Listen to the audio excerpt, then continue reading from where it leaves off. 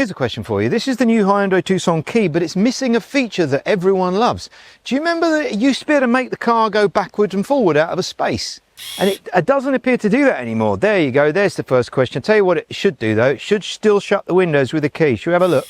Yes! Let's make sure you don't buy the wrong car, shall we? This series is about not making expensive mistakes like, oh, I tell you what, I saw a car yesterday, it was £100 a month. Seems good in the short term, rarely is in the long term. Why? Because you need one important and hard to come by element that some cars don't have. Let's not say which ones. Yes, I'm talking about certainty. It's like the old phrase, isn't it? Stick to what you know. There's no uncertainty with one of these. You know what you're getting. They've been making this since 2004. Even if this was rubbish, which it isn't, you'd be all right because you'd understand it. There's no stress. Do you know what this is? This is a broad interest car. Yeah, that's what the Tucson is. The Radio 2 of cars. It's so broad, they've made every conceivable effort to make sure there's no excuse for you not to get one. There's 15 versions. Why don't you want one? I mean, there's 15 to choose from. The plug-in hybrid for work, because they pay for electricity, don't they? And a manual or an auto, a petrol one, or this, the fully don't plug it in hybrid, making it impossible in some ways for you to buy the wrong car and help you make a decision to get the right one. Wrong for us would be annoying beeps, cheap materials, try-hard jokiness, what else? Terrible warranty or after sales when something goes wrong and they treat you badly. Do you know what the worst thing is though? The worst thing is when you buy a car, you spend quite a bit of money on it and it's missing something that's just been invented. Like if you remember when Apple CarPlay first came out and you had a car just on the edge of when that, you feel like you have to explain it to your friends. No, see, no, this one doesn't have, well, my wife was having a baby. We also recommend checking not just monthly payment on cars. Sounds obvious, but £200 a month for a car could actually be $500 when you work it all out. It's another video. Speaking with the service team, that's another one. Can they be bothered to look up a service price for your warranty? And do they have a courtesy car? Or do they just say they have a courtesy car, but it's magically never available? Did you know that this is called a parametric dual? Some people make just very flat doors. Do you know why they make flat doors? Because it's cheaper. I had no idea. This is more expensive. Very good. There's no other changes to the outside, but there are to the inside, and some of them you might not like. For example, everything now is a lot more Kia. Some people will not like that if they are Hyundai people. What is this? That's interesting. The whole thing is one screen now. There are still buttons. When you press the setup, you can see all of these apps. Head-up display, you get, oh, there's a head-up display. Very nice. The navigation, the maps are very good. And when you come to here, you can even do a voice memo. In fact, I'm going to record one. Remind me to listen to my voice memos. You see, I won't forget that now. There's no gear selector. That is gone. This is how you control your aircon. It's a twisty thing and a plastic plate. Do you like that? But there are still some buttons. And interestingly, this is a nice rubber feeling, which is good. The seats have got some nice detail to them. This is the N line, so they will have, but I quite like that bit of aluminium here. But the big thing for me is this new steering wheel has the simplest thing that can transform a car. I'm sorry if you've got the old one, but that was not the great steering wheel, was it, compared to this? This is way better. Lovely light steering too. Of course, the all new and very famous, we've talked about it before, gear selector. I prefer this than the Tesla with that stupid screen thing. The Polestar, I prefer this to a lot, actually. Why do you need the new Tucson?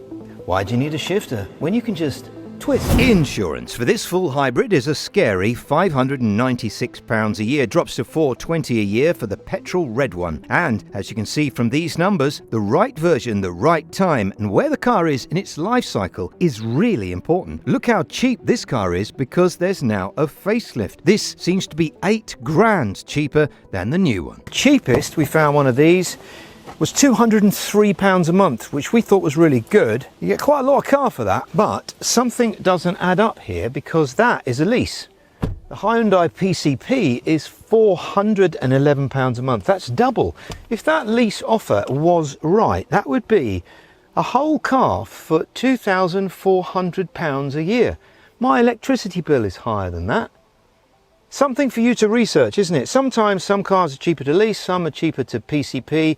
It's all very complicated. This is the back, and the seats are reclined as they always were. Lots of legroom, lots of headroom, very dark. Here's a screenshot of an even cheaper one, although being a lease there's different rules on exit strategy compared to PCP. Here's the head-up display in action, and here's the Hyundai forward collision avoidance system doing its job. It's useful to almost have a crash, isn't it, sometimes, to test a car, and at this price it's probably quite hard to criticise. This one will be more though. This is the N-Line version. It's a full hybrid, very nice. 239 horsepower. This one's just under 40, thankfully just under 40 for tax reasons. But here's the thing, obviously they are cheaper depending on which one you go for, but you can't have adaptive cruise if you go for one of the cheapest ones. And there's something else. If you choose one of the cheapest ones, you can't put stuff on it.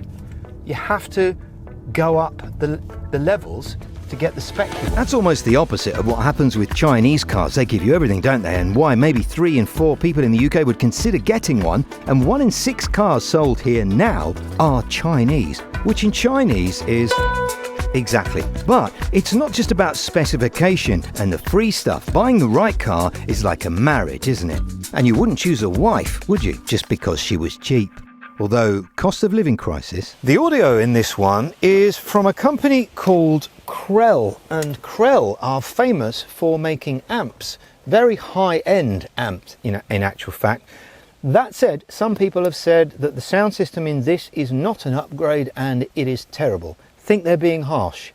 Here is how you can control it, and these are the only parameters you have in which to control it. You have 3 speakers along the front, there's also a sub, and there's generally more speakers than that. If I was going to make adjustments, I'd like there to be a slightly wider sound field. But for listening to pop, if you're listening to pop music, right, Sarah Cox, huge for comfort and convenience, isn't it? It always has been. 620 litres in the boot and $17.99. Think that is bigger than a Sportage and the Q3. You have the world's smallest sub. That's how the seats go down with those, and then lovely little bits of extra storage for your secret stuff that go in there. If we're being honest, car buying falls into 3 camps, doesn't it? Necessity, desire, or ego. Tucson is firmly in camp 1. It's not trying to be the car you dream about, and it also has more road noise than I would like, or expected. Is that a fair comment? Sometimes the smartest car isn't the one that excites you the most, but the one that is the fastest route to peace. Buying the right car is obviously a juggling act, isn't it? It always has been, between the price and what you're getting. It's difficult when you're doing the decisions. The Tucson is a good example of a very strong middle ground. And in terms of technology, you've got to make sure the technology that you're going to get is not going to be superseded. For example, you've got like plug-in hybrids that will do 50 miles of electric-only range, very good, 1-pedal drive, excellent. But maybe next week they're going to bring something out with 100 miles of range, and you're paying 700 quid a month for that. The interesting thing about the Tucson is it does feel like it's more money than what you've spent on it. Yes, this one is quite expensive, but it is a good quality thing. I think in the world of cheaper cars, the Tucson might be one of the safest bets. After all, it's still inside the top 10 a lot of the time for reliability, got a good warranty. I perhaps would maybe go for a nearly new one, or one of those cheap leases if you can find one, because that's a free car. Is it Hyundai or is it Hyundai? Because it used to be Hyundai. No, it did. Look, here's me doing an ad in 2004. The new Hyundai Tucson. See, I said Hyundai there. Make your mind up.